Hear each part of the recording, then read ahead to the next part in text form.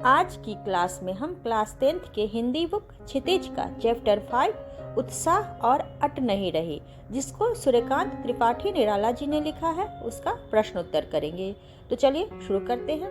पहला प्रश्न है, कभी बादल से फुहार रिमझिम या बरसने के स्थान पर गरजने के लिए कहता है, क्यों? तो चलिए इसको करते हैं। कभी बादल से फुहार रिमझिम या बरसने के स्थान पर गरजने के लिए कहता है, क्योंकि कवि बादलों को क्रांति, विप्लव, विनाश का प्रतीक मानता है। कवि निराला प्रगतिवादी कवि हैं। विनाश के उपरांत ही निर्माण होता है। कवि बादलों की गर्जना को शक्ति का प्रतीक मानकर मनुष्य में उत्साह और साहस भरना चाहता है।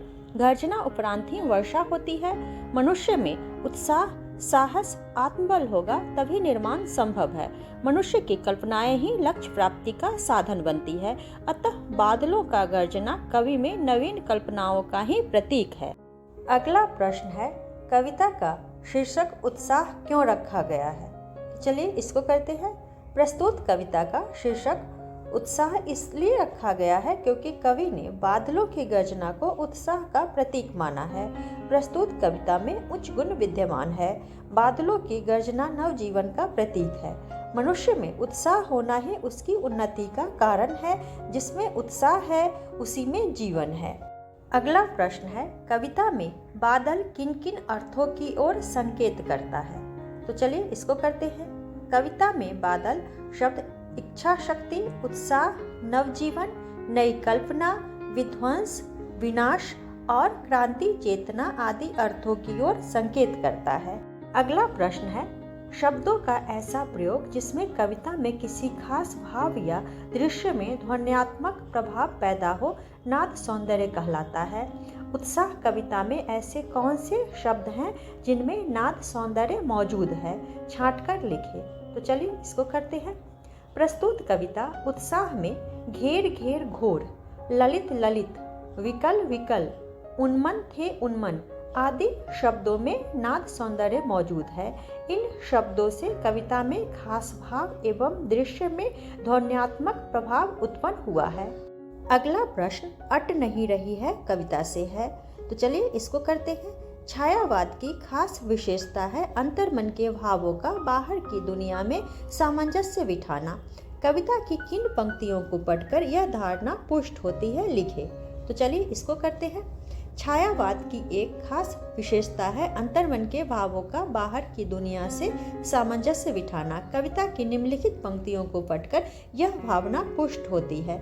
आँख हटाता हूँ तो हट नहीं रही है, पत्तों से लदी डाल, कहीं हरी कहीं लाल, कहीं परी है उर्मे, मंद गंध पुष्पमाल, पाट पाट शोभाश्री। अगला प्रश्न है, कवि की आंख फाल्गुन की सुंदरता से क्यों नहीं हट रही?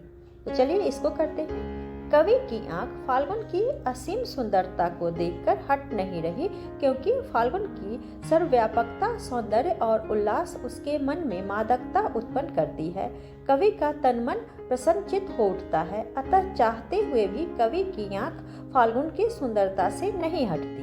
अगला प्रश्न है, प्रस्तुत कविता में कवि ने प्रकृति की व्यापकता का वर्णन किन रूपों में किया है? तो चलिए इसको करते हैं। प्रस्तुत कविता में कवि ने प्रकृति की व्यापकता का वर्णन पक्षियों की लंबी आकाश की छूने की उड़ान, पत्तों से लदी पेड़ों की डालियों, हरियाली और लालिमा युक्त प्रकृति, फूलों की बिखरी सुगंध, हर जगह का आकर्षित सौंदर्य आदि रूपों में किया है। अगला प्रश्न है, फाल्गुन में ऐसा क्या होता है जो बाकी ऋतुओं से भिन्न होता है? तो चलिए इसको करते हैं। फाल्गुन की ऋतु अलग ऋतुओं से भिन्न होती है। फाल्गुन का महीना अंग्रेजी का फरवरी महीना होता है। इस समय मौसम अत्यंत सुहावना होता है। ना तो अधिक ठंड पड़ती है और ना ही अधिक गर्मी। बसंत ऋतु के आगमन का यह समय है। चारों ओर पृथ्वी हरियाली से संपन्न अद्भुत शोभायमान दिखती है। पकी फसलें सभी का मन मोह लेती है। प्राकृतिक सुंदरता के कारण सभी का मन प्रसन्नचित होता है। ऐसा सुहावना मौसम वर्ष में फाल्गुन के महीने में ही आता है। अतः यह समय अन्य ऋतुओं से भिन्न है। न तो गर्मी की चिलचिलाती धूप होती है और न ही सर्दी की सिकुड़ने वाली ठंड। वर्षा का मौसम सुहावना होता है, लेकिन फाल्गुन की सुंदरता उसकी अपेक्षाकृत अधिक मनमोहक एवं शोभाश्री पूर्ण होती है। अगला प्रश्न है, इन कविताओं के आधार पर निराला के काव्य शिल्प की विशेषताएं लिखिए। तो चलिए इसको करते हैं। प्रस्तुत कविताओं के आधार पर निराला के काव्य शिल्प की निम्नलिखित विशेषताएं दिखाई देती है। कवि ने शिल्प जगत में नए प्रयोग किए हैं। काव्य में समास प्रधान भाषा का प्रयोग है। कोमलता और कठोरता दोनों का समन्वय भाषा में हुआ है। भावानुकूल शिल्प प्रयोग दृष्टव्य है। सुंदर शब्दों का प्रयोग कविता में लय की सृष्टि करता है, जैसे विकल विकल, उन्मन थे उन्मन, विश्व के निदाघ के सकल जन। भाषा में अलंकारों के प्रयोग से निखार आ गया है। कविताओं में अनुप्रास, पुनरुक्ति प्रकाश, उपमा, प्रश्न अलंकार का सुंदर प्रयोग हुआ है, जैसे घेर घेर, घोर गगन, धराधर, विकल विकल, बाल कल्पना कैसे पाले, क्या ऐसा ही होगा ध्यान, पाट पाट आदि। कविता का शिल्प नाद सौंदर्य उत्पन्न करता है। शब्दों का नवीन प्रयोग कहीं कहीं अर्थ स्पष्ट करने में दुष्कर है, किंतु शैली की लाक्षणिकता कविताओं की प्रमुख विशेषता रही है। तो आज की क्लास में इतना ही, फिर अगली क्लास में मिलते हैं। अगर आप लोगों को वीडियो पसंद आया हो तो वीडियो को लाइक करें और चैनल को सब्सक्राइब करें।